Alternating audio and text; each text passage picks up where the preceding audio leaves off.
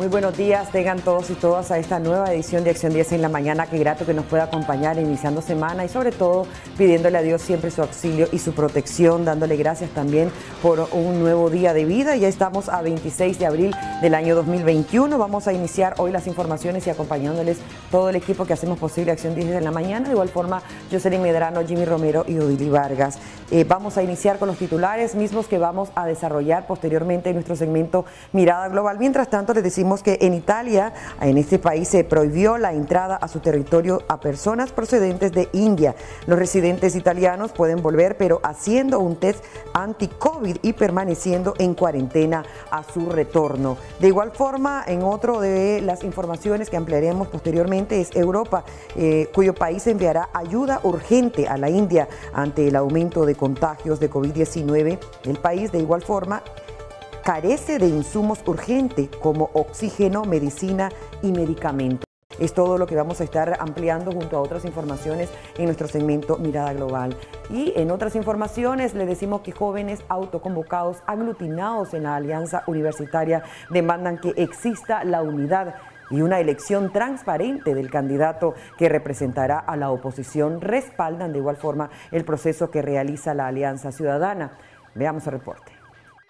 Estudiantes organizados desde abril del 2018 aseguran que sus demandas continúan siendo las mismas. Si nosotros no asumimos el compromiso, nadie más lo hará. Nosotros estamos muy conscientes que como jóvenes decidimos ser los primeros en levantar este país que nos creyó apático, que nos creyó dormido. Y hoy la consigna es la misma que repetí en las marchas, las mismas que repetimos en los plantones. Pero señores, hay un límite. El 7 de noviembre nosotros esperamos para Nicaragua un proceso creíble, un proceso transparente, un proceso competitivo, que no les dé miedo a aquellos que ostentan el poder de darle condiciones a este pueblo, que el país elija a quien quiere que lo gobierne 5 años más, capacitados para alcanzar libertad, capacitados para alcanzar justicia y sobre todo gobernabilidad. La demanda que hacemos como jóvenes hoy aquí, ustedes ven, este es un músculo donde le demostramos, aquí estamos los aparecidos y vamos a conquistar lo que en muchos años nos quisieron negar. Señalan que respaldarán al candidato que tenga el respaldo de los nicaragüenses, aunque consideran que el proceso con mayor transparencia lo realiza la Alianza Ciudadana, de la cual son miembros. Nos sumamos para ganar, con más organizaciones. Estamos claros que estoy hablando con conocimiento de causa, lo que manejo de la Alianza Ciudadana, un mecanismo transparente, estamos invirtiendo energía, ahí estamos. Sabemos que se han cometido errores, pero estamos aquí dispuestos a sumar, dispuestos a trabajar. Y ojo, estamos dispuestos para que Nicaragua no repita una vez más la noche oscura y que una vez por todas tenga una sola alternativa. Este fue un congreso muy importante porque aún es el único grupo juvenil estudiantil que sobrevive desde la rebelión de abril para la fecha. Ellos han logrado hacer un trabajo sistemático, han logrado crecer a nivel nacional y tener una estructura, y espero y deseo que evolucionen hacia posiciones más avanzadas de justicia social. Ellos aseguran no estar a favor de ningún candidato, pero sí de respaldar a aquellos que se inscriban dentro de la Alianza Cívica. ¿Usted comulga con este posicionamiento de...? Bueno, ellos están involucrados en la Alianza Cívica, ellos son parte de la Alianza Cívica y por lo tanto son parte de la Alianza Ciudadana. Ellos lo que han reivindicado es que la Alianza Ciudadana es la que ha presentado el proyecto de elección de candidatos más diáfano, más claro y más transparente. Y me parece que en eso tienen algo de razón. Indican que fiscalizarán los procesos que se lleven a cabo para elegir magistrados y diputados. Con cámara de Ronald Reyes para Acción 10, Valesca Rivera Hernández. Reformas transparentes y un proceso electoral justo es una de las peticiones realizadas por Monseñor Rolando Álvarez en su última homilía. Detalles a continuación. A casi 6 meses de las elecciones presidenciales en nuestro país, el panorama de la oposición es incierto. Una comisión nombrada por la Asamblea Nacional debate reformas electorales y la transparencia de estas es una de las peticiones que realiza en su homilía Monseñor Rolando Álvarez, y que sea Jesucristo quien lleve a Nicaragua por unas praderas verdes y tranquilas. El anhelo de los nicaragüenses que aspiramos a las necesarias y urgentes reformas electorales consensuadas ampliamente y que nos garanticen un proceso electoral libre, justo, transparente y legítimo, con magistrados electorales creíbles. En la prédica del domingo del Buen Pastor, el párroco exhortó a los opositores a trabajar con serenidad, equilibrio y luchar por esa unidad que permita salir de la crisis que se ha vivido. El momento crucial que vivimos exige de todos y cada uno de nosotros un profundo sentido y conciencia de corresponsabilidad social, donde nadie se siente excluido o indiferente a lo que definirá indudablemente el presente y el futuro de Nicaragua. Volvemos a decir, la responsabilidad, hermanos, es de todos. Xochitl Mendoza, Acción 10. En más información, joven de 19 años fallece en un accidente de tránsito al impactar con un taxi después de estrellarse con un poste de hierro en el sector de Cinza Altamira. Más detalles a continuación. El irrespeto a una señal de tránsito y el exceso de velocidad fueron las aparentes causas de este mortal accidente, registrado en los semáforos de Cinza, ubicado en la pista principal de Altamira. El motociclista, identificado como David Eliseo Mayorga Bermúdez, se desplazaba en su vehículo de este a oeste e impactó con el taxi conducido por el señor José Jaras, de 54 años. Movilizándose de norte a este, el cadete mencionó que conduce desde los 12 años y que es la primera vez que se ve involucrado en un hecho así. Él pega, pero por la velocidad que trae, él sale y pega contra él. Ahí donde está pegado él, eso fue lo que lo mató. El impacto de la varilla es.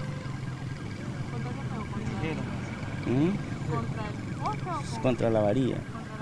El joven de 19 años era habitante del residencial Doral y se dedicaba a la elaboración de pizzas. A la hora del fatídico suceso venía de dejar uno de los pedidos.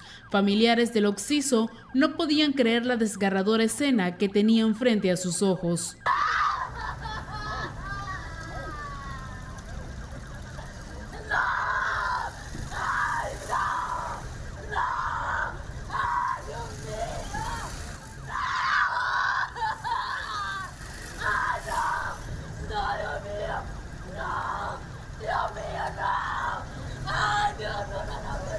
Taxistas que circulaban por el lugar respaldaron a su colega, enfatizando las imprudencias que cometen muchos motociclistas. En la línea de donde van los dos carriles en medio, se ponen enojados cuando el pasajero baja en la cuneta y ahí se meten y se enojan todavía.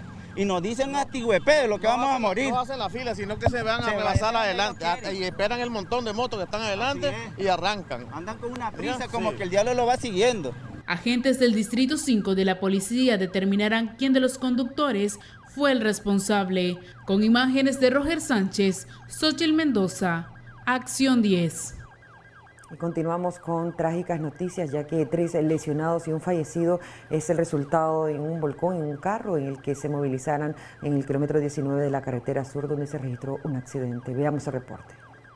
El volcón de un carro que circulaba por el kilómetro 18.5 de la carretera sur cobró la vida de Ignacio Vallardo Calero López, de 64 años de edad, quien viajaba como pasajero en compañía de 3 personas que resultaron con politraumatismo, según informaciones de técnicos en emergencia de la Cruz Roja, que atendieron a los lesionados y posteriormente los trasladaron al Hospital Vélez Páez. Nos llamaron del Centro Nacional de Emergencia de Cruz Roja Nicaragüense, que había unas personas que se había dado vuelta un carro y se presumía que había personas prensadas.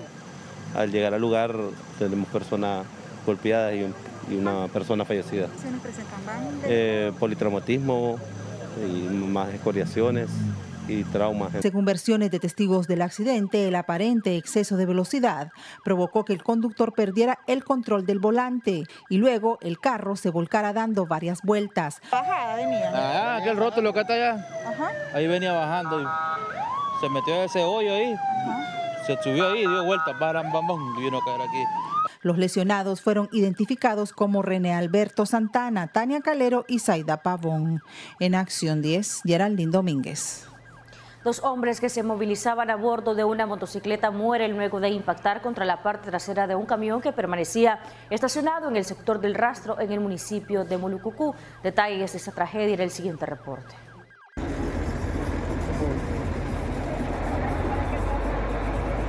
Dos personas fallecieron en un accidente de tránsito en el municipio de Mulucucú la noche de este sábado 24 de abril 2021. De acuerdo a información, Eric José Lira, de 28 años de edad, y su hermano Johnny, de aproximadamente 40 años, murieron después de impactar con su motocicleta por la parte de atrás de un camión que estaba estacionado a la orilla de la carretera.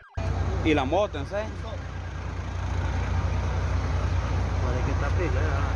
Sí, está pila.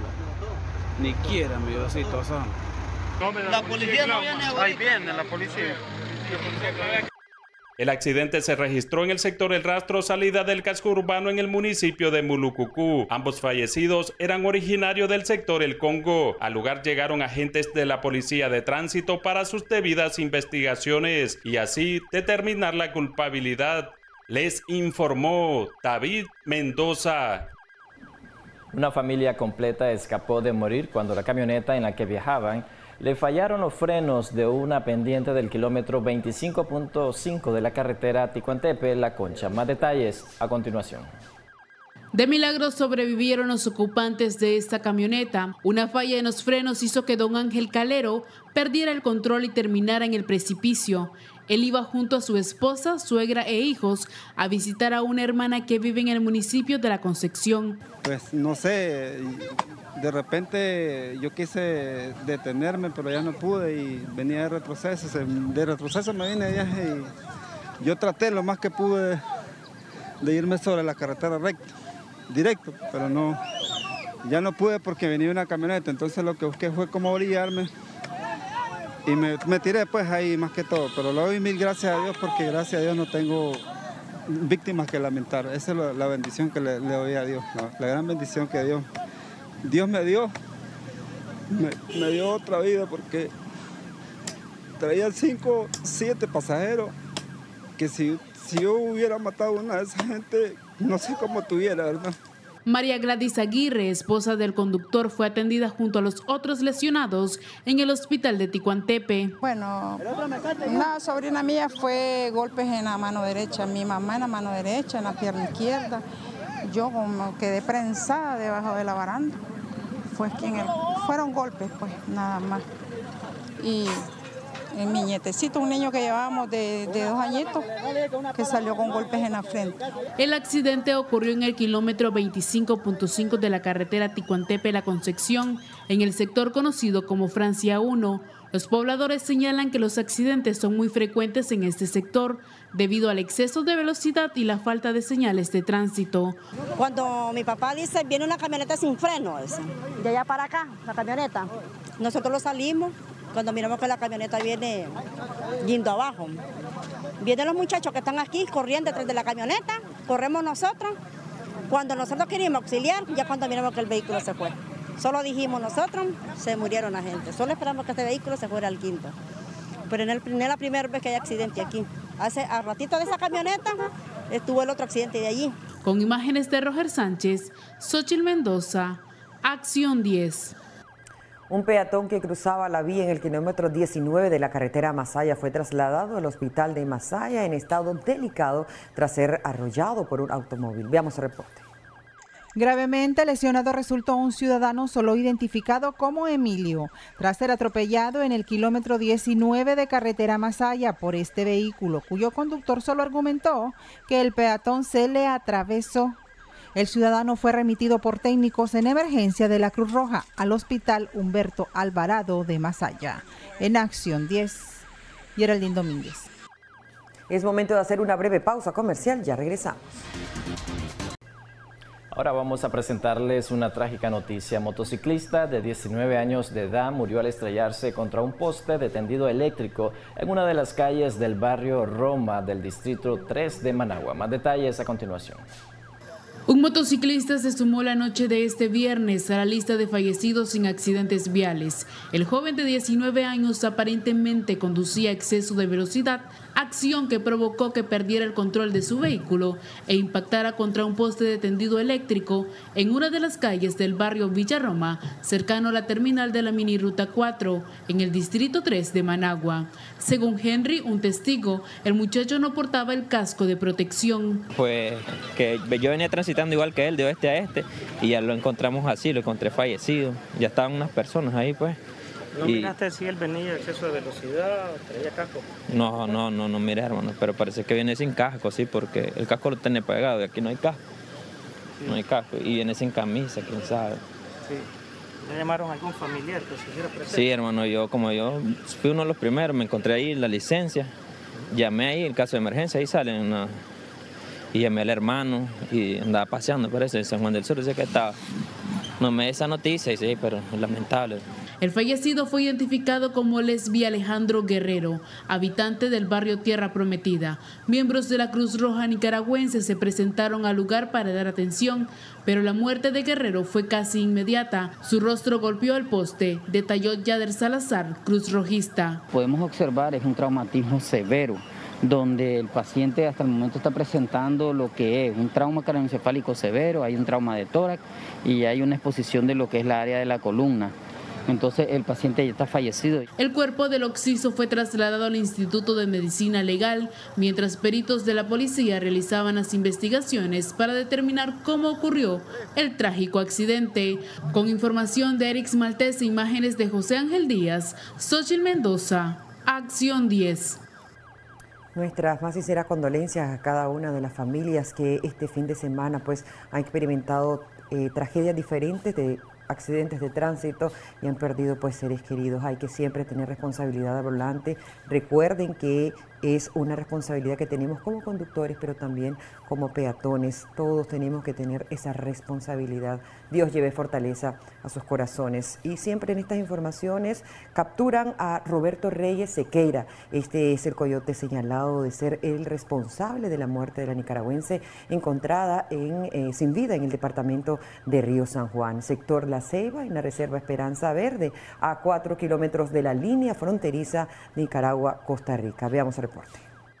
Este 23 de abril, en un punto no habilitado de la frontera norte de Costa Rica, sector conocido como Las Tablillas, fue capturado el traficante de migrantes Roberto Reyes Sequeira, de origen nicaragüense y presunto autor de la muerte de Rosa Saravia Rugama, originaria del departamento de Boaco. En una nota de prensa, la Policía Nacional detalló que el Interpol de Costa Rica comunicó a las autoridades policiales costarricenses que capturaron al nicaragüense Roberto Sequeira, el que es investigado por la Policía Nacional nicaragüense por ser el presunto autor de la muerte de Norma Rosa Saravia, cuyo cuerpo sin vida fue encontrado en el departamento de Río San Juan, en el sector La Ceiba, reserva La Esperanza Verde, a 4 kilómetros de la línea fronteriza entre Nicaragua y Costa Rica, el día martes 13 de abril. La institución policial informó que realizan las coordinaciones con las autoridades costarricenses para la deportación del sujeto y que su juicio se realice en nuestro país.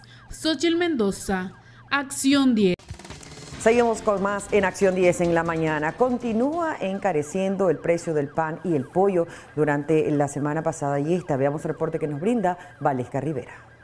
Esta semana el precio de alimentos como el pollo, el pan y el huevo continuarán presentando alzas. Ha subido escandalosamente las materias primas y estamos viendo qué se puede hacer esas materias primas que son importadas y como que se han puesto de acuerdo a nivel centroamericano que todas están al mismo precio. Pero yo creo que el panadero lo que debe hacer es ajustar el precio y no estarlo haciendo más chiquito, porque eso encarece la mano de obra. Si quiere más piezas, el panadero no se va a estar el trabajador no se va a pulmonar haciendo más piezas para que el pulpero pues se lleve gran parte de la ganancia. El problema aquí es que hay una cadena de comercialización. Pese al ingreso de la harina rusa, los insumos permanecen a precios altos. Uno de estos es el huevo, que en los mercados se cotiza hasta en 140 córdobas la cajilla. En julio pueda bajar el huevo, pero en este mes no va a bajar y en el mes de mayo es más difícil. Por otra parte, el pollo es un alimento popular, subió hasta 1 córdoba por libra. Algunas piezas se pagarán hasta en 50 córdobas por libra. Ni siquiera el 5% de lo que los asignaban antes. Nos asignaban 5.000 libras semanales, 6.000, y hoy con costo nos asignan 320 libras de pollo. Y hay más escasez por cuanto el producto que se importaba de los Estados Unidos sigue más caro. Digamos, el pollo entero en Estados Unidos está a $1.05. Entonces te vendría costando 1.20 por importarlo aquí a Nicaragua.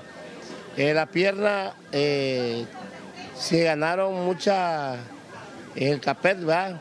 Pero también la pierna está muy cara y la gente en el Capet pagó mucho, hasta $6.000 por contenedor. Entonces significa que la pierna americana podría venir si la traen en 30, 32 córdobas. Comerciantes y panificadores aseguran que esto también obedece al alza en la gasolina. Con cámara de Ronald Reyes para Acción 10, Valesca Rivera Hernández.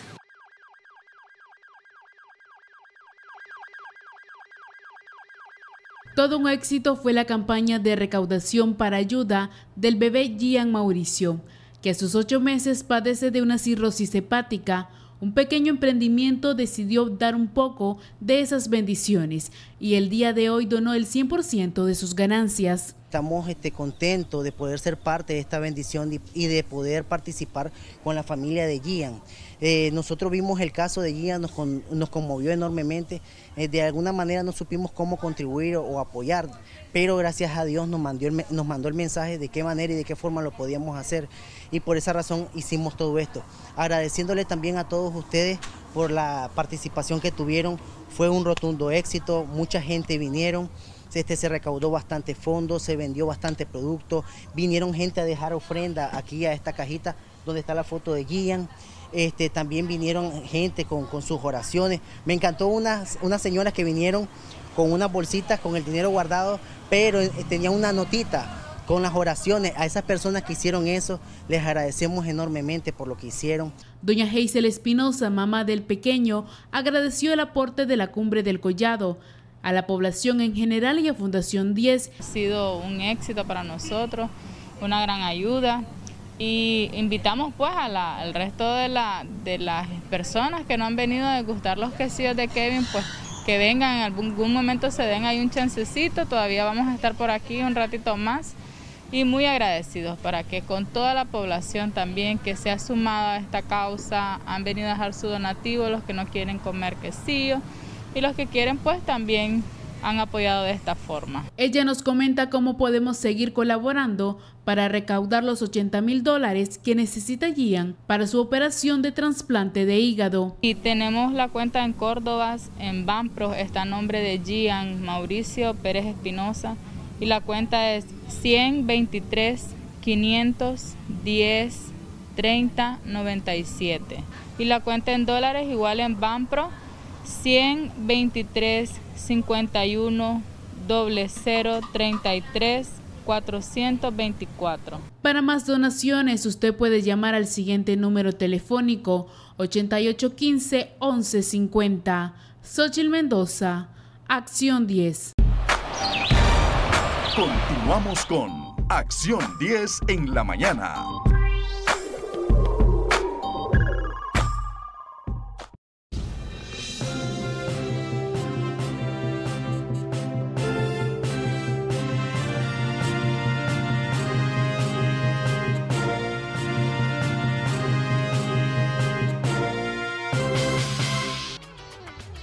Qué bueno que siguen Acción 10 en la mañana y en nuestro segmento de debates y soluciones, hoy acompañándoles y siempre invitándoles a que puedan participar de este segmento enviando sus audios al 8512-2828.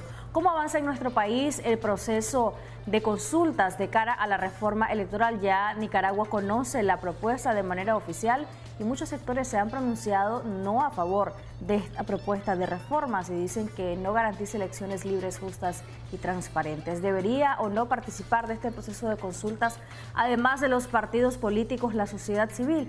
Ese es el tema del cual vamos a partir hoy día en este segmento de debates y soluciones, y estamos en la grata compañía de nuestro invitado. Así es, Jocelyn. Hoy vamos a estar hablando sobre los procesos de consulta de reformas electorales y precisamente el gobierno de Nicaragua hoy ha convocado a través de la comisión que se creó en la Asamblea Nacional la convocatoria, en este caso de Ciudadanos por la Libertad y el partido PRD, para que presente sus propuestas de magistrados al Consejo Supremo Electoral. Muchas gracias, Bonifacio, por acompañarnos acá en Acción 10 de la mañana y por supuesto en el Debates y Soluciones. Gracias a ustedes nuevamente. Bueno, sí, ya se le están viendo las casitas al pueblo, ¿verdad? Porque poco a poco ha comenzado a girar lentamente la rueda que nos lleva a las reformas electorales. ¿Va por buen camino? Hay que estar pendiente, ¿verdad? Yo no diría, no quiero ser categórico de que si las cosas van bien o van mal, sino que han comenzado a caminar y eso es muy importante porque las declaraciones de algunos de los diputados anteriormente era de que probablemente no habría nada y que serían unilaterales las reformas, pero todo indica que las presiones nacionales e internacionales han ejercido algún rol y el gobierno ha comenzado a ceder un poco, ¿verdad?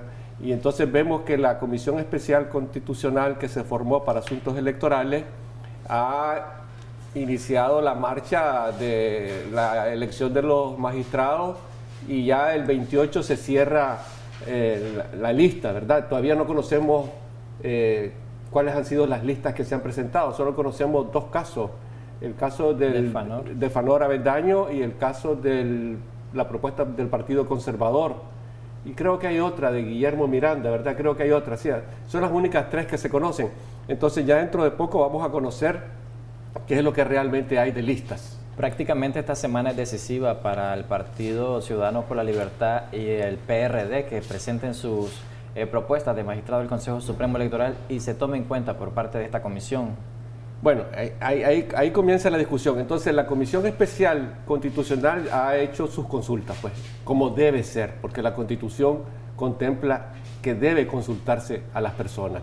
El artículo 138, numeral 8 de la Constitución dice que para hacer las propuestas de listas de magistrados, los diputados tienen que hacer consultas con los organismos civiles pertinentes. Dice, en consulta con los organismos civiles pertinentes. Entonces, esa parte no se ha cumplido. La Comisión Especial Constitucional en los próximos días debería de abrir esa consulta a los diferentes organismos, asociaciones gremiales, maestros, abogados, cualquier tipo de organismo civil para que expresen sus puntos de vista. Hasta ahorita lo que tenemos es que se le ha permitido a los partidos que no tienen representación parlamentaria, como el caso de C por L y del PRD, comparecer el día de hoy a expresar sus puntos de vista. Eso es muy importante, pero no basta, se requiere una mayor discusión. Sobre todo, iniciar el debate de las reformas electorales, porque lo sustancial en este tema no es tanto la elección de los magistrados como la reforma de la ley electoral, porque los magistrados lo que van a hacer es administrar una ley. Entonces lo que tenemos que ver es qué tan profundas serán las reformas en relación a la ley electoral. Aunque también suele ser importante porque uno dice, si tenemos recursos mal administrados, no con personas honradas, no con personas a prueba de fuego, pues evidentemente eso va a tener un costo en el proceso electoral. Pero a la par de ello, mi siguiente pregunta es orientada a quiénes podrían participar en este proceso de consulta de la sociedad civil, si es que se da, porque hasta ahora no hemos visto con claridad que se va a dar. ¿Podrían ser partícipes como sociedad civil las organizaciones surgidas a partir de abril, como los gremios estudiantiles, como la Coalición Nacional? Creo que sí, definitivamente. Cuando hablamos de sociedad civil es un término muy amplio, ¿verdad? Eso abarca asociaciones gremiales, cámaras empresariales, cooperativas, asociaciones de pequeños productores, campesinos, etcétera. Obviamente, después de abril hubo un surgimiento de grupos que representaban directamente al movimiento autoconvocado, entonces aunque al gobierno no le guste, aunque a la dictadura no le guste, estos tienen que ser consultados. Y lo correcto es comenzar a abrir la discusión sobre temas importantes. Por ejemplo, yo estaba leyendo los materiales que se han presentado en torno a las propuestas de reformas electorales y hay algunas cosas interesantes. Por ejemplo, la propuesta de ALN, Alianza Liberal Nicaragüense, en el documento planteó que la elección de los diputados debe cambiarse la cantidad por departamento porque debe hacerse en base al censo electoral. Tenemos nosotros una contradicción de que tenemos 20 o 30 años de que no se cambia la cantidad de diputados por departamento. Por ejemplo, León tiene una cantidad de departamentos, las regiones de la costa Caribe tienen otra, y resulta que hay más población en las regiones de la costa Caribe que en León o Chinandega, y tienen menos representación la costa Caribe. Entonces, esos son temas interesantes que se debe abrir a la discusión. Lo importante de todo esto es que, producto de las presiones y de las conversaciones con la OEA, ha comenzado a caminar el proceso. Lo que necesitamos es que esto se profundice y se democratice para que la población tenga confianza en el sistema electoral. ¿Cuál podría ser ese pronóstico a su juicio, Bonifacio? ¿Será que realmente va a haber concesión de parte del gobierno del presidente Daniel Ortega, o que se va a encasillar, a pesar de las consultas, en lo mismo, en aquella reforma electoral que le garantice a él continuar en el poder y no así elecciones libres, justas y transparentes? ¿A qué estaría apostando según su experiencia política? Obviamente la dictadura va a procurar mantener un sistema electoral que le sea ventajoso, desde todo punto de vista. Eso se consigue en la lucha, eso se consigue con las presiones, eso se consigue con las negociaciones, eso se consigue con las propuestas políticas. Si la oposición se mantiene a la expectativa, esperando que caiga el maná del cielo, definitivamente no va a haber nada. O podría ocurrir como lo que dijo el ex magistrado de la Corte Suprema de Justicia, Rafael Solís, quien advertía a la oposición nicaragüense que en esta selección de magistrados podría haber mayor cuota del Frente Sandinista y prácticamente una lista nula de magistrados o de propuestas de magistrados de parte de la oposición. Bueno, el doctor Rafael Solís siempre ha sido una mente lúcida, ¿verdad? En todas sus entrevistas él siempre toca los puntos, pone los puntos sobre la I, ¿verdad? Él lo que dijo es que probablemente el gobierno ceda de los 7 propietarios, ceda 2 y que se quede con 5. Es obvio, porque si el Frente Sandinista tiene más del 60% de los votos de los diputados, es poco probable que le entregue a la oposición una cuota importante de poder dentro del Consejo Supremo Electoral. Eso no es se casi podría seguro. haber una equidad. Entonces, 50 y 50. No, es que 50 y 50 tiene que ver que sea hombre y mujer. Pero que sea 50% de los diputados de la oposición, perdón, magistrados de la oposición o representando a la oposición y 50% de la dictadura, lo veo poco probable. Definitivamente que ellos van a tratar, ellos se están viendo forzados a ir a elecciones porque el periodo constitucional se está venciendo, porque hay una presión internacional, porque hay una desconfianza de la ciudadanía. Entonces, ellos van a tratar de mantener el control del aparato electoral. La pelea de la oposición y de la ciudadanía está en lograr abrir eso lo más que se pueda para que haya garantías mínimas de que el proceso electoral sea creíble y que por lo menos los votos sean contados. ¿Y cuál sería el método para los opositores en este caso? Porque hemos visto que han implementado distintos mecanismos y la mayoría lo que apuestan es presión internacional. Sí, esa es una falla muy grande. La oposición no puede estar esperando que desde el extranjero se resuelvan los problemas que los tenemos que resolver los nicaragüenses. Eso está claro. Obviamente las presiones internacionales juegan un papel muy importante. Daniel Ortega se preocupa más por lo que va a decir la comunidad internacional y la OEA que los comunicados de la oposición aquí. Eso está claro. Pero de eso se trata, de que la oposición tenga una política y una propuesta.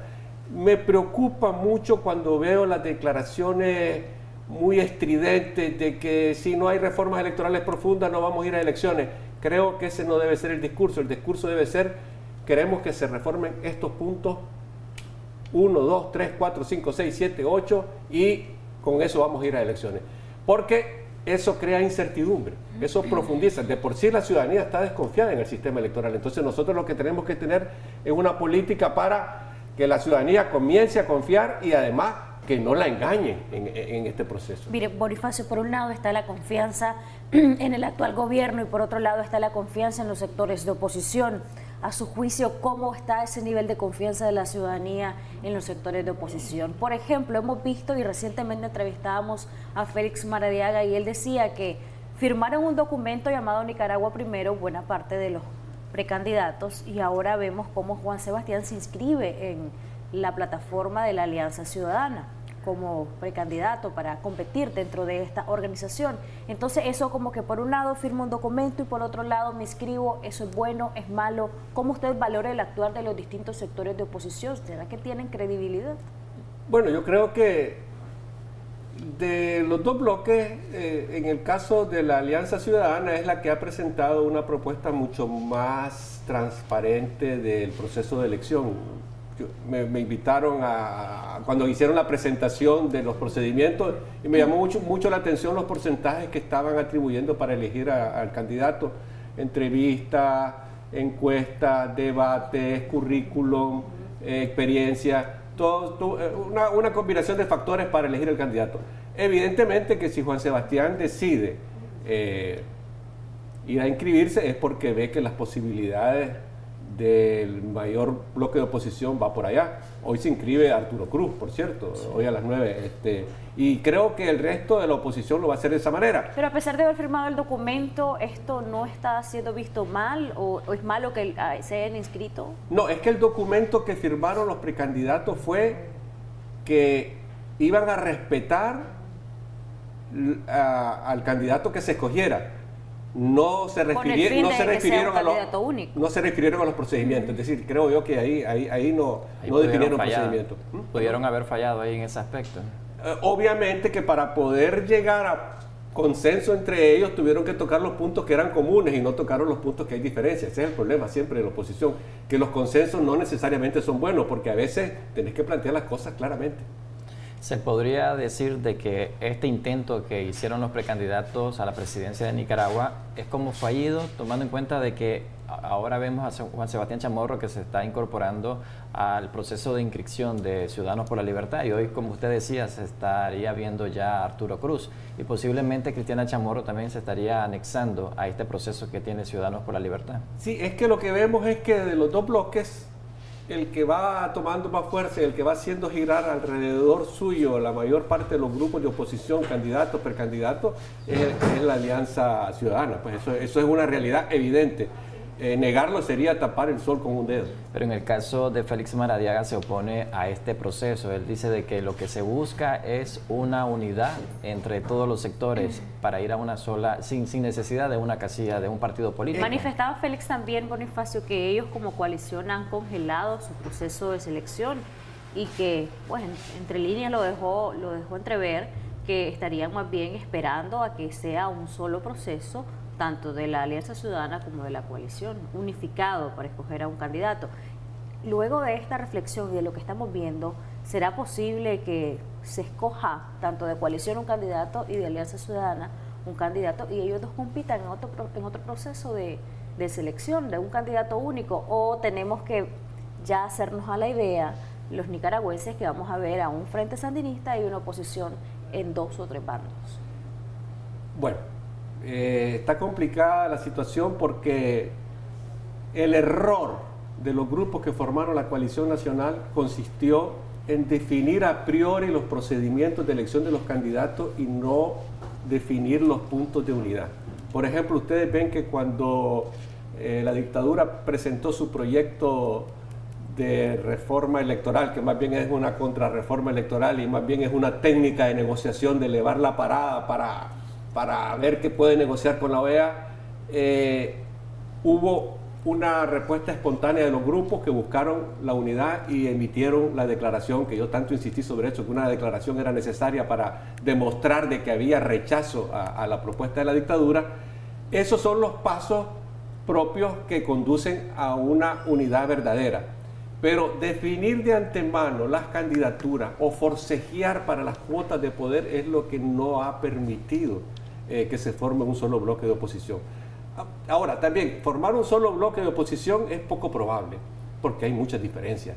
Hay diferencias sociales, hay diferencias de intereses de grupos muy particulares, y lo que debe interesar en todo caso es presentar una alternativa lo suficientemente creíble que aglutine a la mayoría de la población en un proceso electoral. Y si no se forma un solo bloque de oposición, un solo grupo, ¿podrían los opositores, a pesar de ello, ganar las elecciones? Creo que sí, porque, como les decía anteriormente, si se forma una alternativa creíble, que la gente tenga confianza para ir a votar por esa alternativa, entonces lo que vamos a tener es que una buena parte de la población se va a agrupar en torno a eso.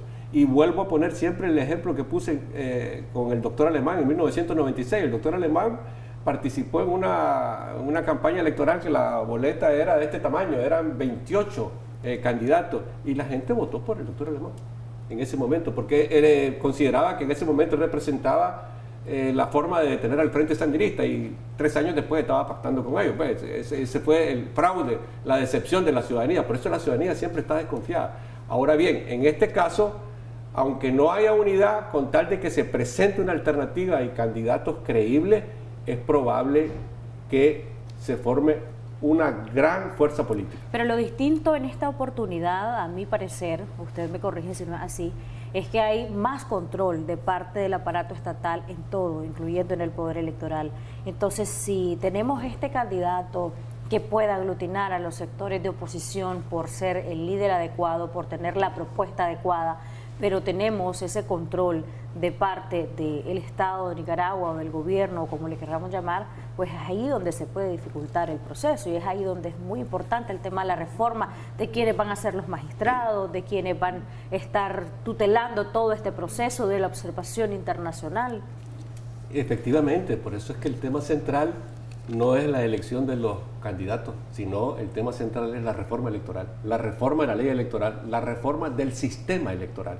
Porque los magistrados van a ser las personas que van a administrar, que van a estar al frente, pero ese es todo un aparato que ya está montado. Entonces, la OEA insistió mucho en la modernización y reestructuración del Consejo Supremo Electoral. Y ese fue un punto que nosotros también lo planteamos en su momento en los diferentes proyectos de propuesta consensuada, porque eso es clave, la reestructuración y democratización del sistema electoral. Por ejemplo, los magistrados concentran todas las funciones.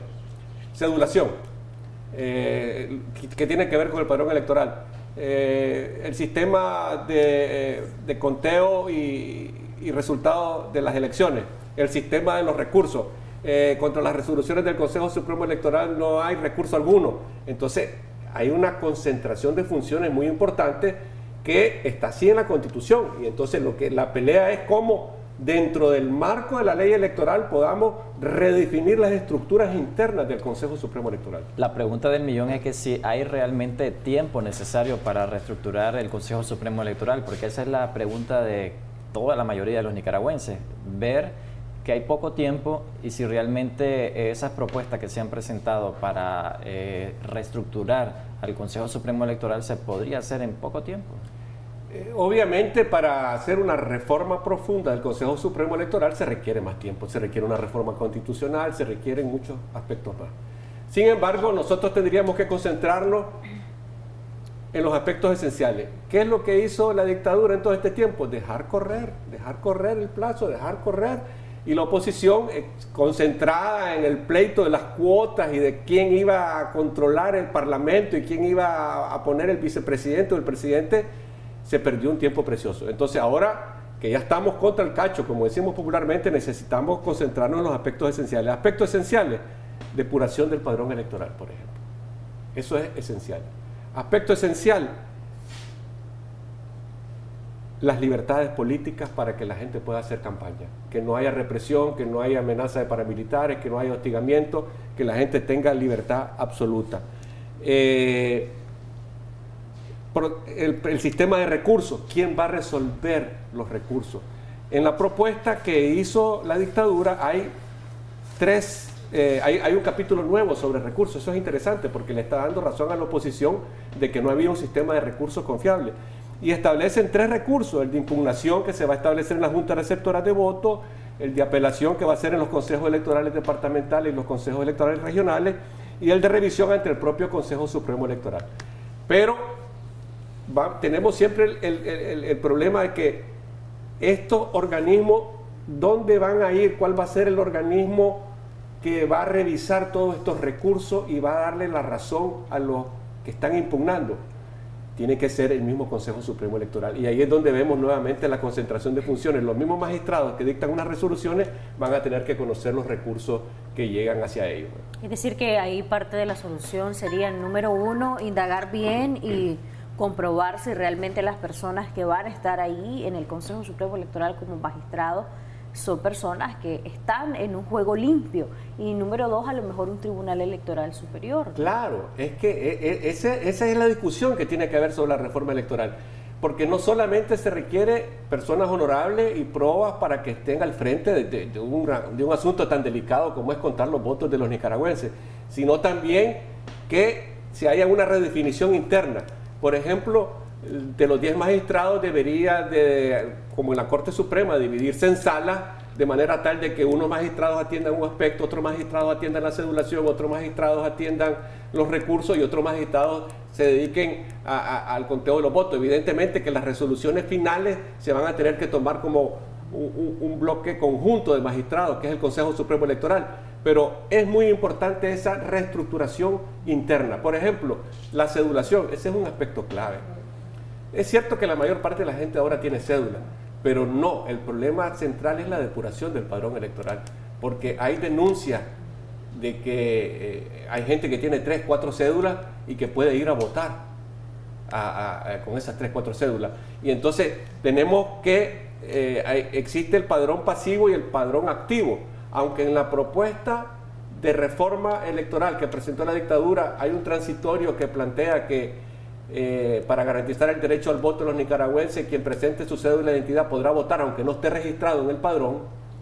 Eso crea un problema gravísimo. ¿Por qué? Porque de repente tenés que cualquier persona que llegue a una cédula, que lleve su cédula y que dice que está en la Junta Receptora 450 y aunque no esté en el padrón de la 450 puede votar. Entonces se le está garantizando el derecho, pero no hay control si esa persona está votando varias veces en otra Junta Receptora de voto. ¿Qué probabilidad hay, Bonifacio, de que la persona que esté proponiendo o la figura que esté proponiendo la oposición a ocupar el cargo de magistrado en el Consejo Supremo Electoral no le haga el juego al gobierno? Se lo pregunto porque en el caso de Fanor Avendaño se le ha vinculado mucho de tener afinidad con el gobierno.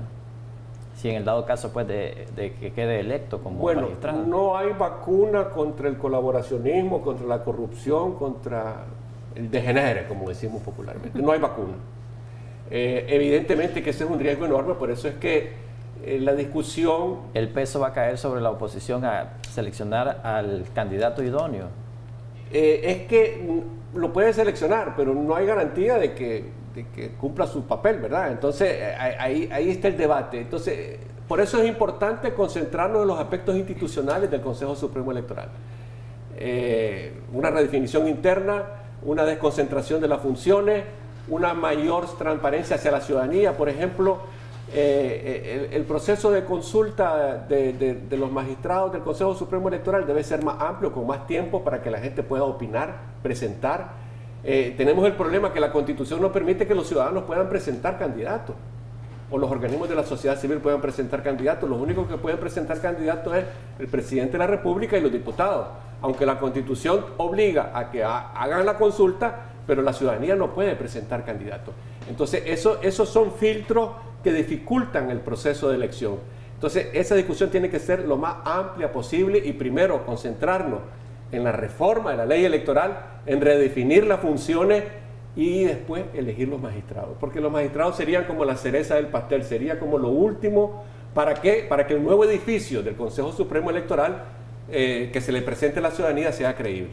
¿Qué imagen estaremos dando como país a la comunidad internacional en materia política por un problema de solución justamente? Por un lado vemos al gobierno con su política que es la misma y por otro lado vemos a una oposición que está en esas dificultades, en ese ir y venir y en esa situación donde siempre tienen el discurso de unidad, siempre tienen el discurso de amor por Nicaragua, pero siempre tienen una crítica ahí, porque según muchos sectores y analistas no han hecho el rol que les corresponde o al menos no lo han hecho siempre.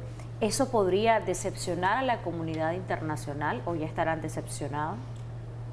Por lo que he leído en los años anteriores y recientemente, ellos pues ven las cosas con mucho cuidado, porque ellos no pueden resolver los problemas de los nicaragüenses. Aunque quieran, no pueden. Pueden tener influencia, pueden tener algún grado de injerencia, pero no lo pueden resolver. Entonces, el problema no depende de ellos, depende de los vacíos que tengamos nosotros. Y ahí es donde no se ha entendido por qué tenemos una dictadura. Tenemos una dictadura porque ha habido omisiones de este lado que no han podido combatir la formación de esta dictadura.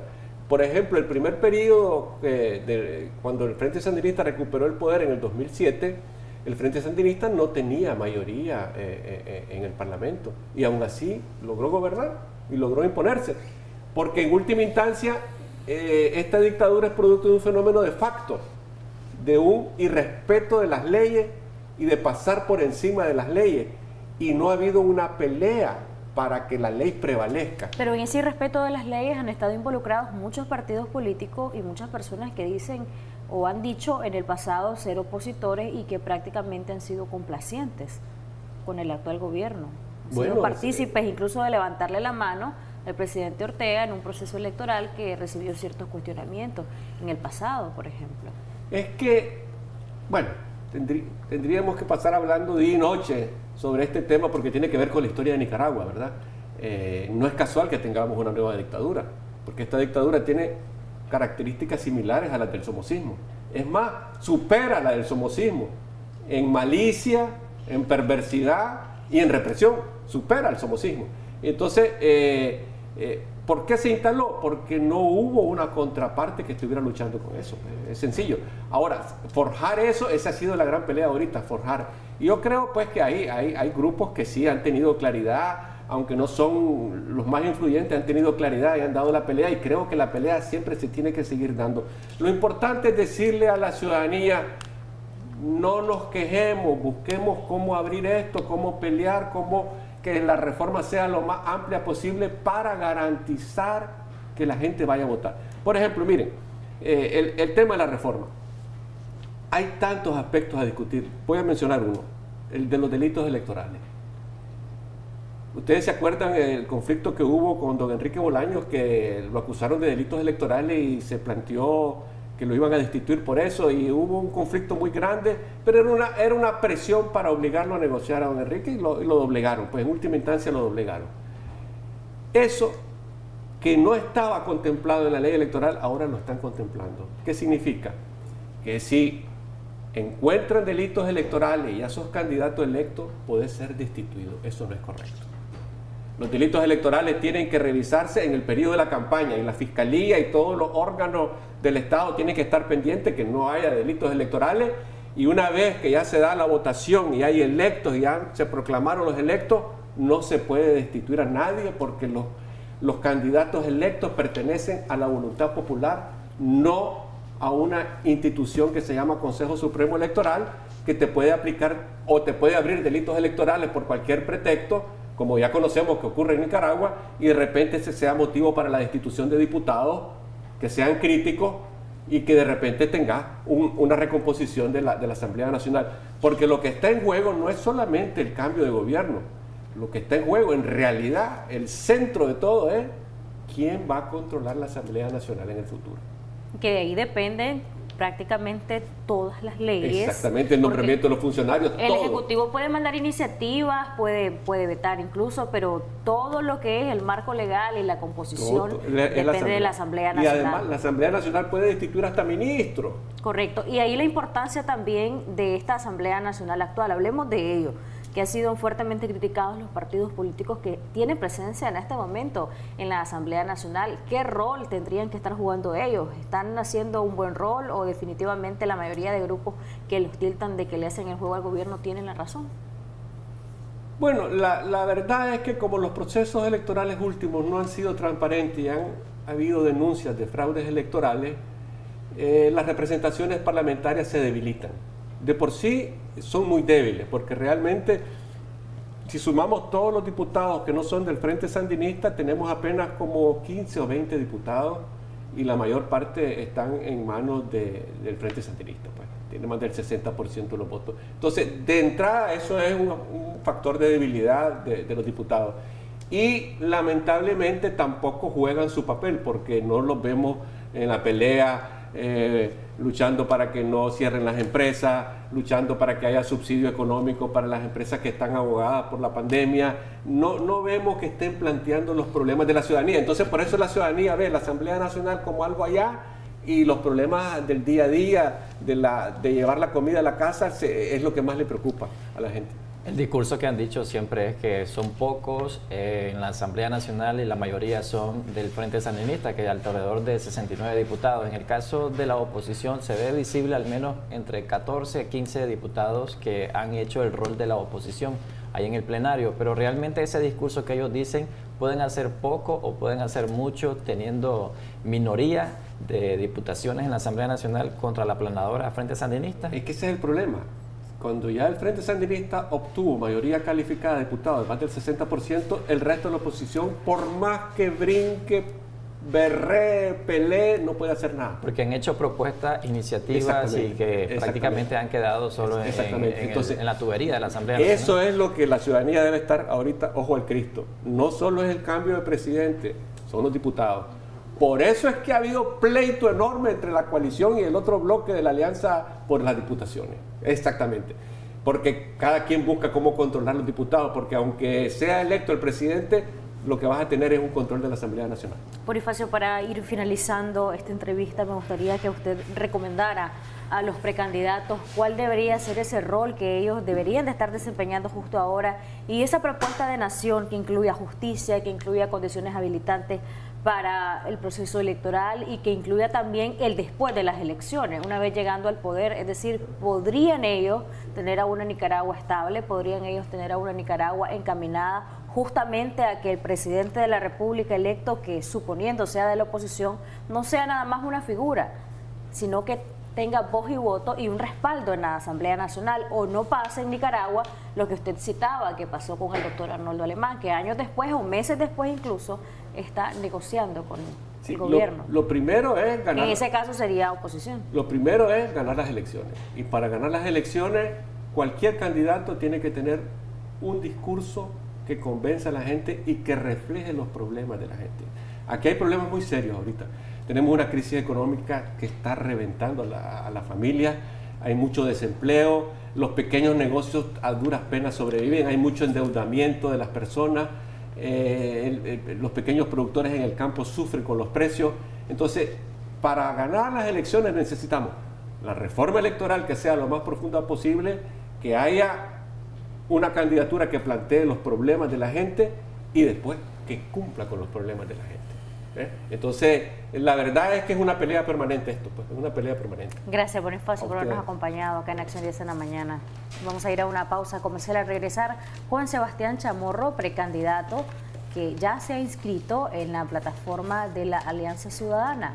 ¿Qué usted espera de este precandidato y qué nos puede decir él respecto a su propuesta de gobierno y respecto a las acciones inmediatas en el contexto actual de Nicaragua? Ya volvemos.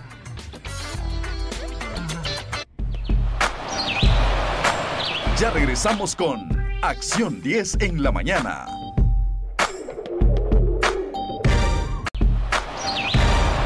Continuamos con Acción 10 en la mañana.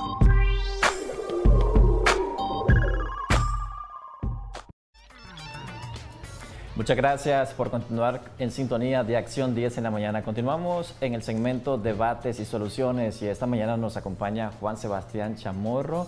Él es precandidato presidencial y precisamente vamos a seguir hablando sobre el proceso de inscripción que ha anunciado Ciudadanos por la Libertad a través de Alianza Ciudadana. Prácticamente usted fue el primero que se incorporó a este proceso que han anunciado y que prácticamente hoy estaría también incorporándose Arturo Cruz. Bienvenido. Gracias Jocelyn, gracias Amy por la invitación. Efectivamente, el día jueves fui el primero en inscribirme en mi casa, que es la Alianza Ciudadana, parte del proceso. Yo llevaba algunas semanas ya hablando con la Alianza, con Ciudadanos por la Libertad, sobre el proceso de selección de candidaturas para que este fuera lo más competitivo, lo más parejo posible. Envié una serie de comunicaciones, una serie de reuniones, comunicaciones por escrito también, sobre la ponderación que debería tener cada uno de los componentes del mecanismo y afortunadamente, felizmente fueron aceptadas las recomendaciones que ayudan a que el proceso sea democrático, participativo, plural, abierto, y tomé la decisión y me acompañaron, a pesar de todo el asedio policial, el asedio de paramilitares en el hotel donde lo hicimos. pudimos contar con un bonito grupo de compañeros y compañeras de lucha, y ahí hicimos el evento, primero la inscripción y después un evento para encontrarnos. Y yo creo de que la decisión también está basada en el hecho que hay que tomar decisiones. Yo creo que los precandidatos tenemos que dar un paso al frente, iniciar los procesos. Los candidatos deben de inscribirse en una opción política. Usted firmó, Juan Sebastián, el documento Nicaragua Primero. La semana pasada entrevistábamos a Félix Maradiaga y él decía, por un lado, Juan Sebastián firma, no quiero cuestionarlo, pero sí dice, hay que decirlo. Por un lado él firma y por otro lado ahora se está inscribiendo. Por parte de nosotros como coalición, dice, hemos congelado ese proceso interno y hubiésemos esperado lo mismo del otro sector. ¿Considera, Juan Sebastián, que realmente esto va en detrimento de lo que había firmado en el documento Nicaragua Primero? No, Jocelyn, en lo absoluto, todo lo contrario. La capítulo 1 del acuerdo Unidad Nicaragua Primero, que aquí traigo la copia, dice que dependiendo de las condiciones imperantes, es decir, de que si hay o no hay condiciones, se va a tomar la decisión como oposición unida a ir o no ir a las elecciones. Eso es un elemento fundamental. O sea que ni siquiera estamos ahí todavía. Yo creo que esta discusión como oposición la tenemos que hacer.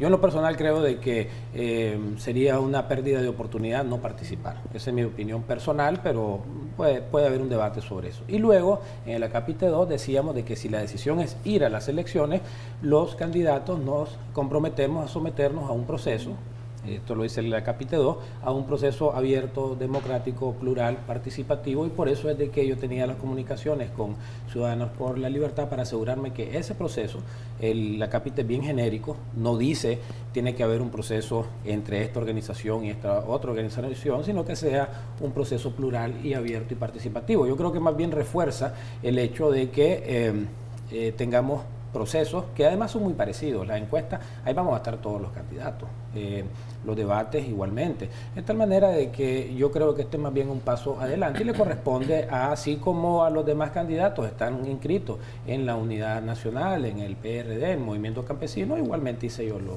Pero ¿cómo sería el proceso entonces para escoger al candidato único? Si estas organizaciones estarían viendo sus procesos de inscripción de manera individual, es decir, por un lado la Alianza Ciudadana y por otro lado la Coalición Nacional y las organizaciones que la integran. ¿Será que al final se podría dar de quien salga de un sector y de otro un candidato único a través de otro proceso de competencia, digámoslo así?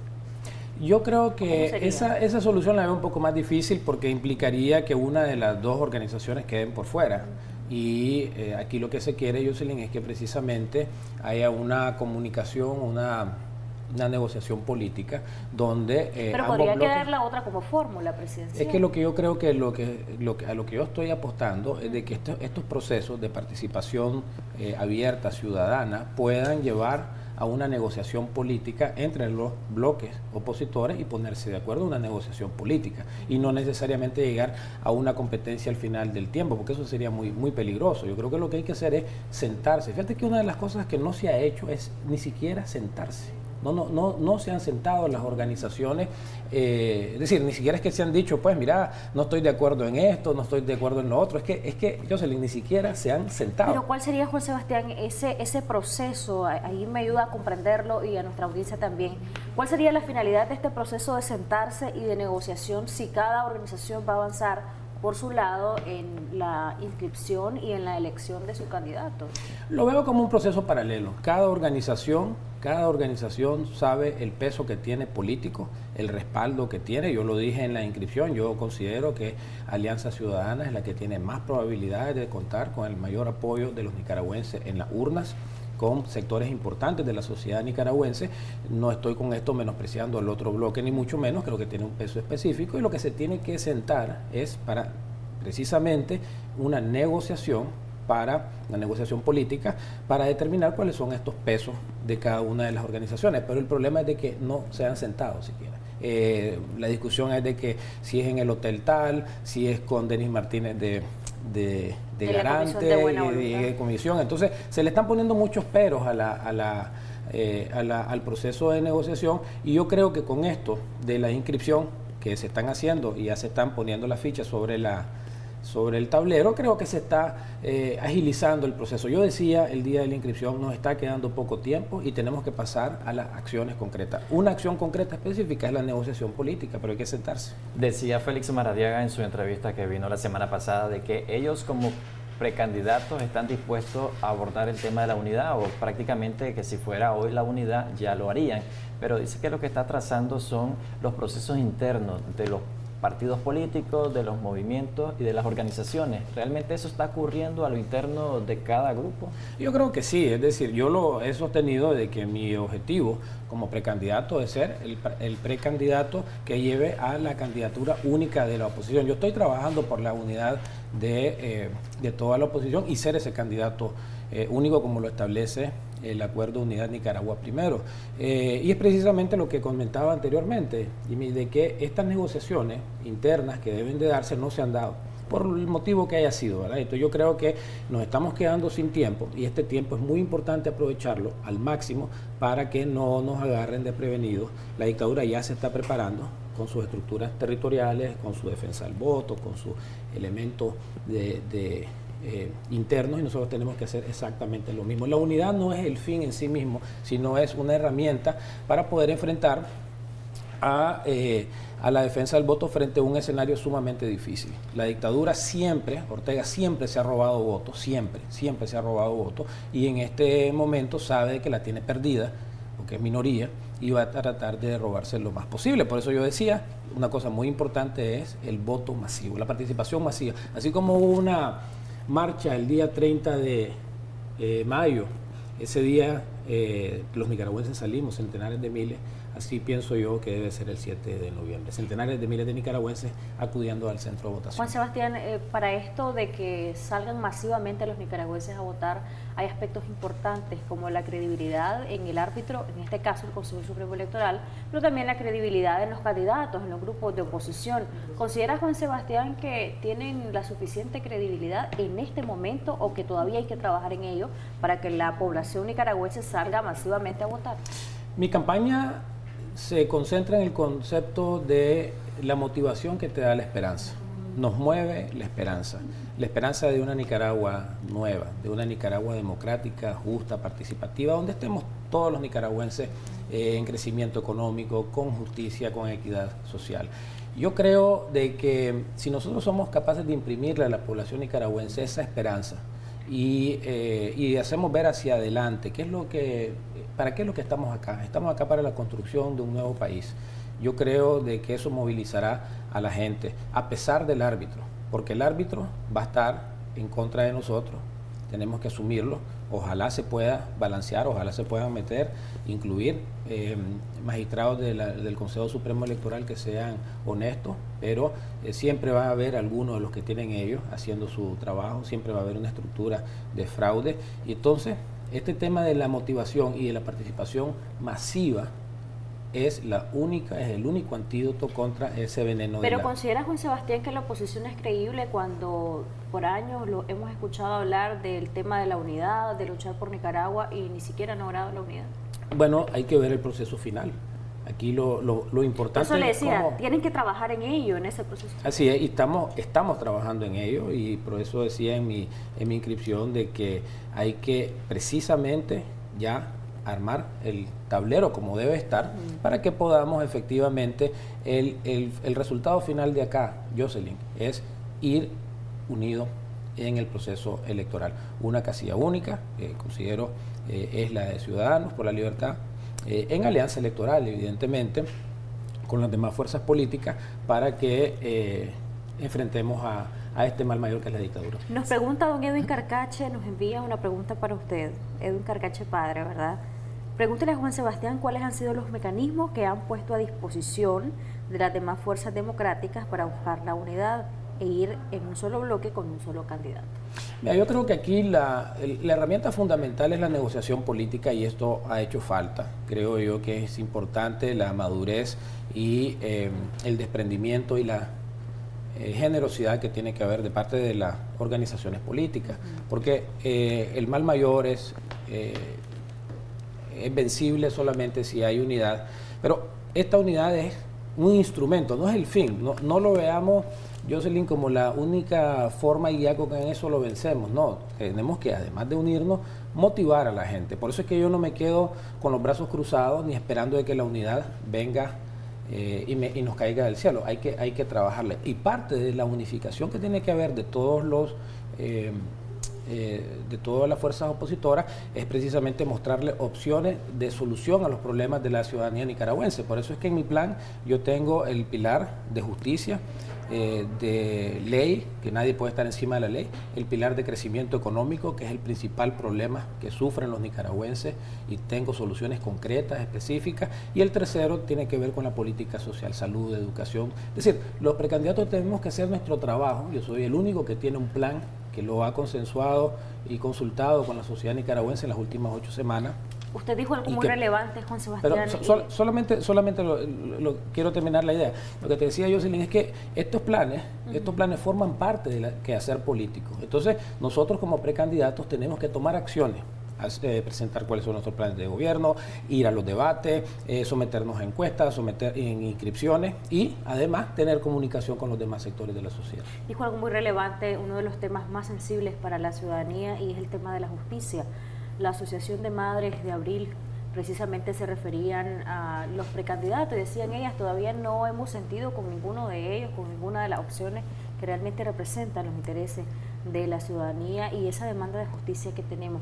¿Qué haría Juan Sebastián con esa demanda de justicia que tienen muchos sectores poblacionales en nuestro país? ¿Qué haría, por ejemplo, de cara a la investigación de las muertes del contexto de la crisis desde abril del 2018 hasta la fecha? ¿Qué haría, por ejemplo, con instituciones como la Policía Nacional, como el Ejército de Nicaragua y con la familia gobernante? Claro.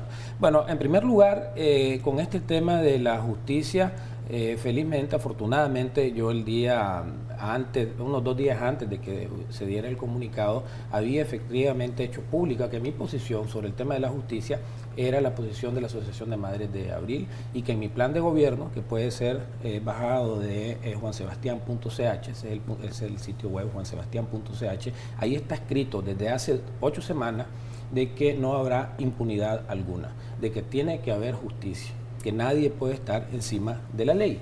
Eso lo dije, lo reitero, y no solamente lo traigo desde el tema del plan de gobierno, sino también en la segunda mesa de la negociación con la dictadura. Nosotros fuimos a hablar con la Asociación de Madres de Abril, recuerdo, ahí por Carretera Masaya, y les dijimos que nosotros le llevamos el plan, recuerdo que era la amnistía y toda la cuestión, y dijimos nosotros, la posición nuestra va a ser la posición de la Asociación de Madres de Abril, o sea que desde antes de mi precandidatura lo asumía. Entonces eso con relación a ese punto. Con relación a la policía, una reforma total, está en el plan de gobierno, debatir si es conveniente el tema de la existencia o no del ejército y la investigación también del involucramiento del ejército, particularmente en permitir la existencia de los paramilitares. Ahí hay una gran deuda del ejército de Nicaragua con relación a lo que pasó con los paramilitares. Y con relación a la familia gobernante, Jocelyn, yo solo te puedo decir que en mi plan de gobierno lo que yo estoy planteando es que nadie deba de estar nunca más encima de la ley, que no hayan protegidos, así sea el presidente de la República, un diputado, estén igual ante la ley que cualquier ciudadano nicaragüense promedio, de tal manera de que si hay una acusación deberá de haber justicia, deberá de comprobarse y condenar a los culpables de los que han cometido crímenes a la población, no con un ánimo de revancha, esto lo he reiterado, no con un ánimo de saciar una satisfacción de revancha, sino de romper ese ciclo violento, el cual Ortega nos volvió a meter. Los paramilitares cometen crímenes porque sienten licencia para matar. Saben que pueden dispararle a la cabeza a unos estudiantes, a unos manifestantes pacíficamente, y saben que lo pueden volver a hacer si no hay justicia que lo lleve. ¿Qué tanto estaría dispuesto a ceder Juan Sebastián si fuera invitado a una mesa de negociación nuevamente? ¿Se aceptaría, número uno, se aceptaría Juan Sebastián estar en una mesa de negociación si considera que vale la pena en este momento?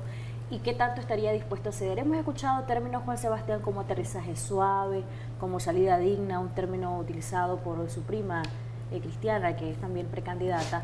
¿Qué opina de esto? ¿Cómo estaría usted viendo el tema de la negociación y qué tanto podría ceder? ¿Estarían estos términos aplicados a darle algún beneficio? Y si tendría que darle algún beneficio al presidente Daniel Ortega para que evidentemente pueda negociar y ceder en parte. Mira, yo le he dicho que sí a la participación en 2 mesas de negociación, la primera del diálogo nacional en mayo del 2018 y la segunda en febrero del 2019, que fue la mesa de la negociación. Yo me sentaría a negociar en una mesa porque creo en el diálogo como la forma de solución de los problemas. Eso en términos generales y asimismo también con distintos sectores, no solamente con la dictadura, sino que también con distintos sectores políticos, etcétera. Pero con la dictadura cometió un gravísimo error, de que en la segunda mesa, la mesa de la negociación, firmó el acuerdo del 27 y el 29 de marzo. Lo firmó, ahí estaba el canciller, ahí estaba Chicón Rosales, ahí estaba Edwin Castro y otros miembros, y con su firma dijeron de que aquí iban a liberar a los presos políticos. Quiero aprovechar para saludar a la Asociación de Familiares de Presos Políticos y celebrar la liberación de los presos de OMT, especialmente Celia Cruz, que los iban a liberar a todos, todavía hay más de 120, de que iban a haber medios de comunicación y libertad de prensa y que les iban a devolver sus propiedades, de que iba a permitirse la manifestación pacífica, de que se iba a poder ondear la bandera. Ya viste lo que pasó hace poco, que me quitaron la bandera nacional en una esquina de Managua. Entonces, eso que te menciono, de términos genéricos, de tener una vocación de negociación, de sentarse, se antepone el hecho de que ellos incumplieron ese acuerdo. Esos son mentirosos. Entonces, no puedes irte a volver a sentar. No podés irte a sentar con una dictadura que incumplió ese acuerdo. Entonces, tu respuesta es sí y no. O sea, sí creo yo que es importante buscar una solución, pero que primero cumplan lo que... ¿Podría ser sí una vez cumplan o podría ser sí con garantes internacionales? Es que tiene que haber garantes internacionales. Sí, enfrente de la OEA y enfrente del nuncio firmaron y le mintieron al pueblo nicaragüense. Sí, fue una burla. Los dictadores lo que quieren es hacer el show del diálogo.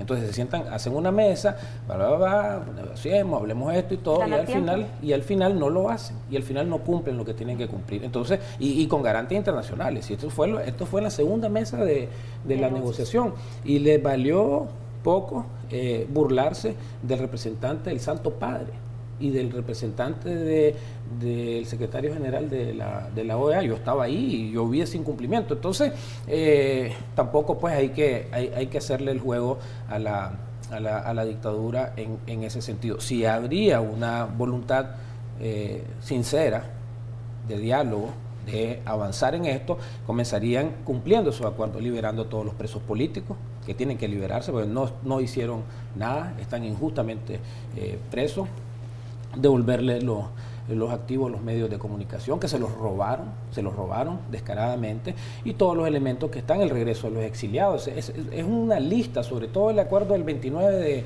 de marzo, una lista enorme de demandas que no solamente las han incumplido, sino que las han revertido y las han hecho peor. Ha aumentado más el acoso policial, ha aumentado más la represión y han restringido más la movilización de los ¿Para quién estaría Juan Sebastián viendo una salida digna para el pueblo de Nicaragua o para el gobernante y su familia?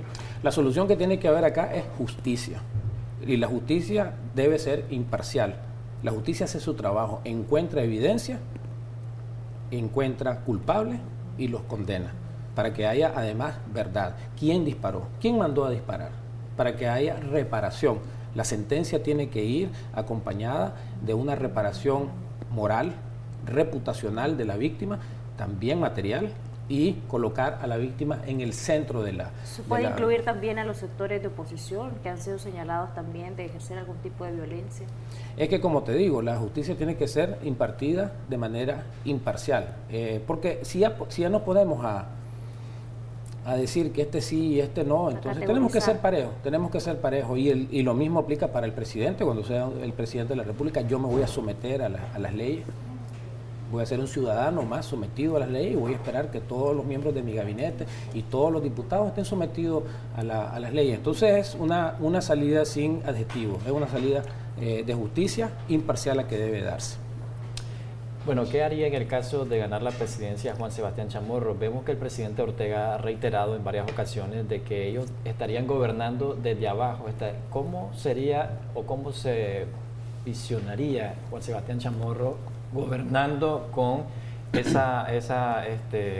hecho que ha hecho el presidente Daniel Ortega? Bueno, mira, yo creo de que un problema que pasó en 1990 que le permitió al dictador gobernar desde abajo es de que, querramos o no, sacó el 42% de los votos esa vez. Ahora no tenemos que permitir de que tenga esa fuerza política. Y por eso es la importancia de la unidad, no al fin en sí mismo, sino vos te unís para que en un bloque bien compacto, de político opositor, le batíes de jonrón en contra de Ortega y que quede con la mínima representación política posible, que es la que se merece, porque el pueblo lo aborrece. Entonces hay que aprovechar de que Ortega no ganaría ni siquiera el 15-20% del voto popular. Eso hay que aprovecharlo y vos lo aprovechás a través de la unidad. Y entonces si vos le batías de jonrón y quedás, vamos a decir, 80%, 20%, queda con una fuerza muy reducida. Eso en términos políticos. Hay que reconocer también de que él puede gobernar no desde abajo, sino desde arriba de las esferas empresariales y de riquezas que tienen todas sus empresas y todo el capital económico que tiene, la generación de energía y todo ese montón de empresas que se ha robado con plata que le pertenece al pueblo nicaragüense. Ese es otro trabajo que hay que hacer, investigar cómo ha llegado a tener ese poder económico para que efectivamente no sea utilizado en contra del pueblo nicaragüense. Es en dos frentes que hay que trabajar para que no gobierne de ninguna manera, porque ya el pueblo no quiere saber nada. Si no se logra definir, Juan Sebastián, un candidato único de parte de estos dos bloques de oposición, ¿estaría de igual manera Juan Sebastián participando del proceso electoral? Mira, en el acuerdo de Unidad Nicaragua primero nosotros dijimos de que vamos a someternos a procesos participativos, democráticos. Creo que este acuerdo es muy importante porque asegura y le da tranquilidad al pueblo nicaragüense de que vamos a ir unidos. Y ese es mi compromiso. Ahí está mi firma. Y no solo yo espero ser el candidato único, para eso es lo que estoy trabajando, para eso es lo que estoy haciendo todos los esfuerzos, para eso me inscribí. Y en el acuerdo establece en el acápite 3 que quienes no sean electos se comprometen a apoyar sin fisura, sin miramiento, sin conflicto al que quede. Así que yo pues lo que esperaría es ser ese candidato único y contar con el apoyo de los amigos, y lo digo con sinceridad, los amigos precandidatos que estamos en esta contienda, porque somos amigos, tenemos diferencias, lo cual es natural de tenerla, pero nos respetamos y tenemos una buena comunicación y estoy seguro que todos vamos a cumplir el acuerdo. Juan Sebastián también es empresario. ¿Qué opina de esa alianza gobierno-empresarios que en el pasado pues ya vemos en lo que ha resultado a lo largo de este tiempo, y cómo lo estaría viendo de cara al futuro? ¿Cómo ve Juan Sebastián el rol de los empresarios? Mira, en primer lugar, mi experiencia viene más, Jocelyn, por el lado del servicio público. Tengo más de 20 años de trabajar en el servicio público. Fui viceministro de Hacienda, secretario técnico de la Presidencia, director de la cuenta Reto del Milenio. Fui gerente de una empresa muy importante por 5 años, pero la mayor parte de mi currículum está concentrado en el servicio público y el centro de pensamiento. Entonces, técnicamente, digamos, no tengo empresa, no soy empresario.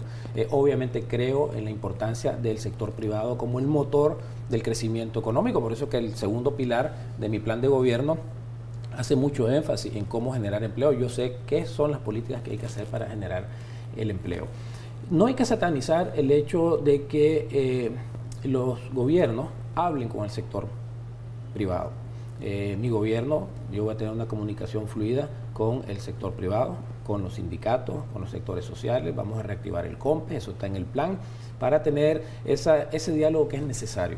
Entonces, en términos generales, no hay que satanizar el diálogo, creo que es apropiado, porque hay muchas políticas públicas que tienen que consensuarse con el sector privado. Lo que sí critiqué en su momento, que además nunca fui parte del proceso de diálogo y consenso, más bien lo veíamos con ciertas limitaciones, y las limitaciones estaban encaminadas a que no se hablaba de los temas fundamentales de la democracia y la participación, o si se hablaba tímidamente. Muchos dicen justamente eso, Juan Sebastián, no lo digo yo, estoy reiterando lo que muchos analistas han citado. acá en este programa incluso, que los empresarios en el pasado sacrificaron la institucionalidad por priorizar esa buena danza de relación con el gobierno actual. Y ¿sabes qué es lo que estábamos diciendo nosotros en ese mismo momento como centro de pensamiento? Y lo decía personalmente y lo decíamos en las reuniones de FUNIDE, de que la falta de institucionalidad le iba a pasar la factura al crecimiento económico. Y eso es precisamente lo que pasó.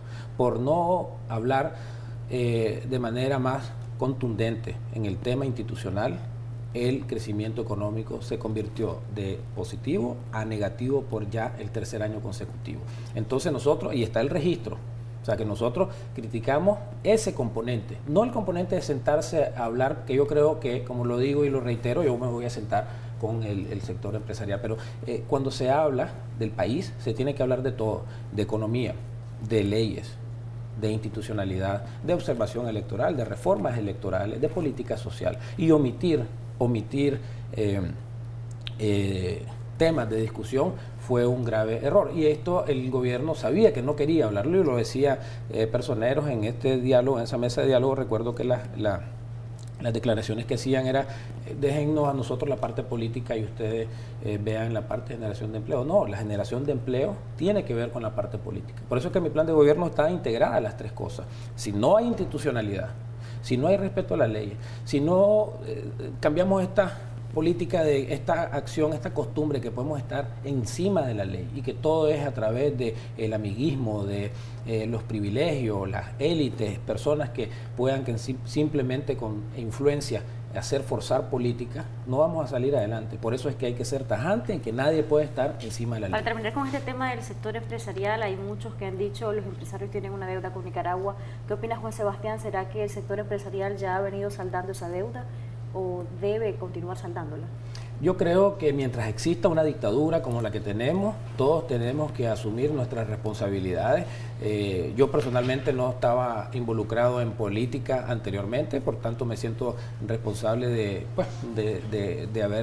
no haberme involucrado en la política antes, y por eso es que estoy tan activamente ahora, porque hay que saldar ese tema de la dictadura. Vino por la...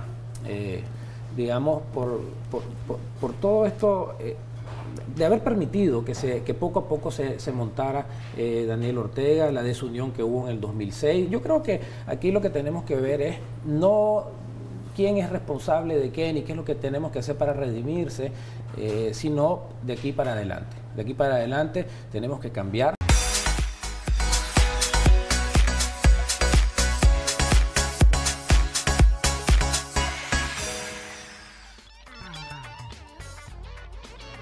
Qué bueno que siga con nosotros en Acción 10 en la mañana, como ustedes pueden ver ya en la grata compañía de nuestro coach y motivador internacional, Natanael Osorio. Hoy hablamos de esas relaciones afectivas que están llenas de toxicidad, y no solo pasa eso en el caso de las parejas, sino también en el caso de algunas amistades que están llenas de toxicidad y relaciones laborales también llenas de toxicidad.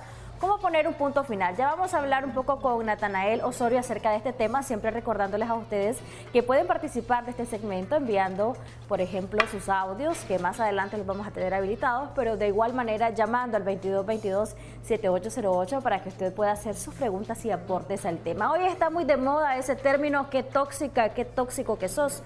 ¿Realmente hay personas tóxicas? ¿Realmente hay toxicidad de por medio en algunas relaciones afectivas? ¿Y cómo poner punto final? ¿Cómo también algunas actrices, algunos artistas no han escapado de este tipo de situaciones y han decidido poner punto final a estas relaciones? Vamos a ver a continuación una nota de Saily Aguilar y luego hablamos con Natanael Osorio. Dicen que del odio al amor solo hay un paso, pero ¿qué sucede cuando en una relación el sufrimiento desplaza a la dicha? Ni los famosos están libres de este tipo de parejas. Estas son algunas relaciones tóxicas que han dado de qué hablar en Hollywood. Empecemos con la expareja juvenil que tuvo una relación de 9 años, Selena Gómez y Justin Bieber. Ellos se iniciaron en el 2009. Desde entonces la pareja se mantuvo en una montaña rusa, lapsos altos y bajos. Justin Bieber engañó a la artista múltiples veces, pero Selena Gómez siempre lo perdonaba y lo defendía a capa y espada. Hasta el 2018, Selena Gómez logró terminar definitivamente con esta relación. Otra pareja que no funcionó fue Britney Spears y Kevin Federline. La rubia princesa del pop alcanzó el éxito a los 17 años con sus grandes éxitos musicales como Toxic, Oops, I Did It Again y Baby One More Time. Sin embargo, al iniciar una relación con Federline, muchas cosas cambiaron. Él fue un oportunista que aprovechó la ocasión para ganar fama y dinero a costilla de Britney. La pareja tuvo 2 hijos. En esta época, Britney Spears comenzó a tener crisis emocionales y desde entonces no se adaptaba a Sob, 6 años menor que ella. Pronto el ambiente entre ambos se volvió turbio y confuso. En julio del 2016, 2 incidentes delataron la tóxica relación que mantenían. El primero ocurrió en el departamento de ella, en Londres. Lindsay y Igor tuvieron una discusión tan fuerte que él intentó estrangularla. El hecho quedó registrado en un video de un aficionado. Lohan publicó la situación en sus redes sociales, luego se arrepintió y borró todo. Una semana después ocurrió una situación similar en la playa griega de Mykonos. Cuando llega la persona indicada nos damos cuenta porque somos felices. Nada justifica engaños ni malos tratos. Si estás pasando por una situación similar, salí de ahí. Saily Aguilar, Acción 10. Gracias, Saily Aguilar y Natanael Osorio. Conversábamos a lo interno acá si realmente hay personas tóxicas, hay situaciones en las que se debe poner punto final y a veces nos tomamos este término como que está muy de moda y hasta camisetas hay ahora que dicen tóxica o tóxico. Y cuando nos llama la pareja, entonces viene alguien que está ahí a la par de nosotros y nos dice, te está controlando el tóxico o la tóxica, pero ¿realmente hay personas tóxicas? Sí, bueno, es una palabra que hemos estado usando para describir a ciertas personas que se pasan de la relación o exceden los límites que una relación correcta debería tener, como los celos, la desconfianza. Ahora, la toxicidad de lo que estamos hablando, bueno, primero lo agregamos como algo negativo, ¿verdad? Porque es algo donde se excede, se pasan los límites, donde no debería ser. Sí está de moda el hecho de, bueno, hemos normalizado la palabra como pues soy tóxica y qué, o soy tóxico, pero el punto es que siempre han existido personas que tienen malos o desequilibrios en sus valores, como decir la confianza por los celos. O sea, es el desequilibrio, ¿no? Entonces, cuando una persona, en vez de tener confianza, tiene celos excesivos, cosa que tener celos no necesariamente es malo, correcto, pero lo excesivo. eso es importante, porque los celos pueden existir en una relación afectiva. Sí. El asunto es cuando ya se vuelven celos patológicos y ya se riñe incluso en la violencia. Es que como decir, mira, el enojo también es algo normal. O sea, las personas se pueden enojar, se deben enojar, todo el mundo se enoja. El punto es llevarlo al extremo donde perdés el control, donde excedes los límites, donde venís y ofendés, maltratás y pues como vimos en los casos hasta golpeás. Otra relación que podríamos connotar como tóxica puede ser aquellas donde la persona te influencia para mala vida, como decir, en el caso que ponían ahí de Britney Spears, fue interesante cómo este hombre la llevó a tener una vida, venía de un éxito increíble, mundial, y cómo fue dañando poco a poco su vida al punto de que la llevó a tener pues el bajón y nunca pudo volver a ser lo que era. En las relaciones, no solamente en las parejas hay toxicidad, amigos pueden ser tóxicos, familiares pueden ser muy tóxicos, a veces las suegras en las relaciones o los suegros, sí, claro, se puede meter en una relación de pareja y se convierte en una toxicidad. Y muchas veces el hijo o hija de ese suegro, suegra, pues evidentemente no identifica eso y está satanizando la actitud de la pareja, que es quien reclama, y dice, no, mi familia no hace eso, mi suegra no hace eso. O mi mamá no hace eso, en todo caso. Entonces, en ese momento es donde uno se pregunta, a ver, yo tengo una relación afectiva donde mi pareja ejerce toxicidad, ¿es tóxica o es tóxico? ¿En qué momento yo debo poner punto final y decir, esto me está afectando? Bueno, yo creo que el punto final no debe ser hasta en un momento donde no hemos intentado mejorar la relación, donde no hemos intentado poner una conversación, comunicación, establecer normas, reglas, porque a veces dicen, bueno, es tóxico y le pongo punto final. Yo creo que las personas, como decía James Allen, el gurú el actual padre de la psicología, dice que toda persona es errada, puede errar, pero puede perfeccionarse, parafraseando. El punto es que no todos somos perfectos, pero podemos perfeccionarnos, o sea, podemos mejorar. ¿Qué es lo que usted debe de hacer? Ir poniendo comas y poniendo puntos a las relaciones. No un punto final, sino ir poniendo aquí, vamos a hacer un alto, no podemos seguir así, una coma. Poner un punto y seguido, aquí vamos a detener esto, hay que mejorarlo y hay que cambiar. Creo que hay una llamada telefónica y podemos seguir con eso. Correcto. Buenos días, gracias por llamarnos. ¿Cuál es su aporte, su consulta? Hola, muy buenos días, discúlpeme. Mi nombre es María Angelina Mendoza Narváez. Soy de Granada y hace aproximadamente un año estuve en una relación con una persona menor que yo. Ustedes seguro saben empezar, pero... Quizá nos habla, amiga televidente, un poquito más fuerte, por favor, y acá lo interno nos suben el retorno porque escuchamos, pero no muy bien. Bueno, ahí discúlpenme. No, es que yo estaba comentando que yo hace un año comencé una relación con una persona que era 3 años menor. Cuando yo comencé a andar con esa persona, él tenía 14, 15 años. Y ustedes van a pensar, ¿cómo un niño de 14, 15 años puede ser tóxico? Pues, esa persona me comenzó a aislar de mis amistades, comenzó a aislarme de mis familiares, se ponía enojado si yo venía y le hablaba a un primo mío. Y pues, habían cosas así que pasaba y su familia igual era bien tóxica conmigo. Porque que si yo salía, ya andaba de vaga. Que si yo venía y daba mi opinión, mejor ni opines porque vos sos mujer, no sabes nada de nada. O sea, y eso a mí me afectó mi autoestima. Y yo vengo y digo aquí enfrente, no enfrente, sino por teléfono, de que si hay indicios de una relación tóxica, que abran los ojos, y muy bonita que sea la persona, deberían de seguir con esa persona porque te están dañando a ustedes y están dañando a su familia. Bueno, muchísimas gracias por comentarnos esa experiencia dura, muchas veces. Y tan Natanael, ¿verdad? Y además de ello, pues, que identifica que esta es una temática de importancia y más allá de popularizar el término, hay que ver todo lo que implica, si realmente son personas tóxicas y hasta qué punto está afectando la tranquilidad de la otra persona, hasta qué punto está inhibiendo incluso sus metas. Hay personas que de repente te dicen, no te voy a dejar trabajar porque simplemente yo te puedo dar todo, y como si uno no tuviese metas, no tuviese anhelos. Para concluir, Natanael, tu recomendación a esos amigos y amigas que nos ven, que se sienten identificados con el tema y que muchas veces han dicho, lo quiero dejar o la quiero dejar, pero es que la amo demasiado. Pero también, ¿dónde está el amor propio? Sí, claro. Mira, primeramente uno tiene que identificar qué son los parámetros tóxicos que tiene esta persona. Es decir, puede ser que algunos sean más graves que otros en los niveles de toxicidad. Puede ser que sea controladora, que es muy malo. Puede ser que sea una persona mentirosa, que también es muy malo. Una persona que sea celosa, una persona que no sepa separar la distancia, que quiera controlar, que también es muy malo. Pero, ¿qué grados tiene? Ahora, es una persona que va a desarrollar eso, uno tiene que estar consciente que las personas pueden llegar a desarrollarlo y puede ser aún peor.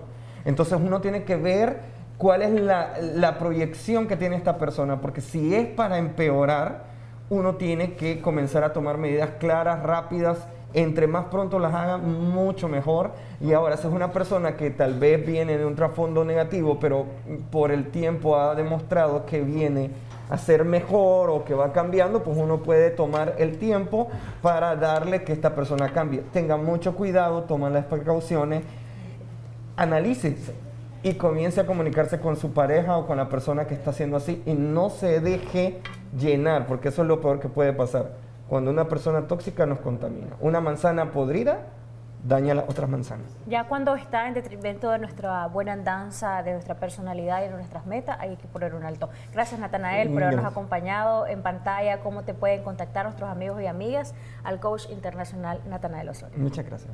Vamos a seguir con más después de la breve pausa comercial. Ya volvemos, hay sorpresas para usted.